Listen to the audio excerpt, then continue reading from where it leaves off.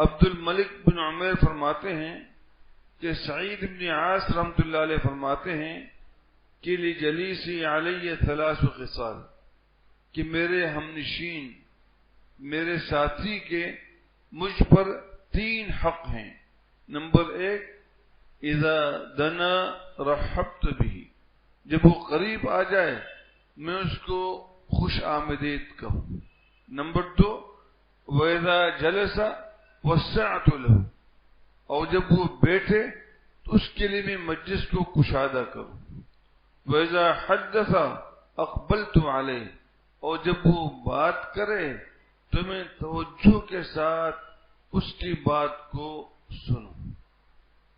اور ابن مقسم رحمۃ اللہ علیہ فرماتے ہیں کہ میں نے امام مبرد رحمۃ اللہ علیہ سے سنا، وہ فرماتے تھے الاستماع بالعین، الاستماع بالعین، فإذا رأيت عين من تحدثه ناظرة إليك فاعلم أنه يحسن الاستماع۔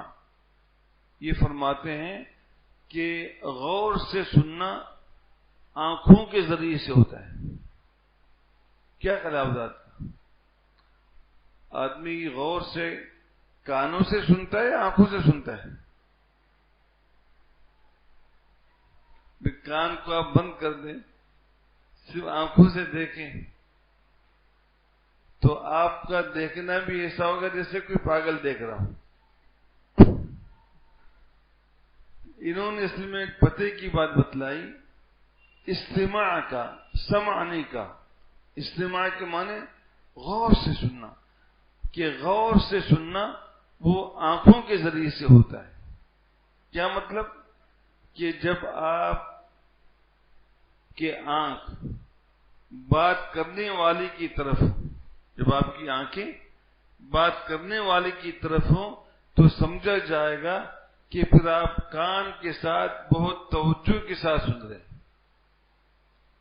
لیکن آپ بیٹھے ہوئے ہیں، آپ کبھی چھت کی طرف دیکھ رہے ہیں، کبھی دیوار کی طرف دیکھ رہے ہیں، اور آپ سے کوئی کہے کہ بات سنیں، بیان ہو رہا ہے، آپ جواب میں کہ میں کان سے سنتا ہوں، کان سے سنتا ہوں۔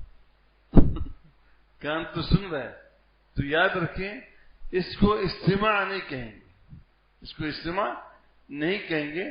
اور کبھی بھی کوئی بات کرے تو کان اور آنکھ دونوں کو سامنے والے کے سامنے متوجہ کرے۔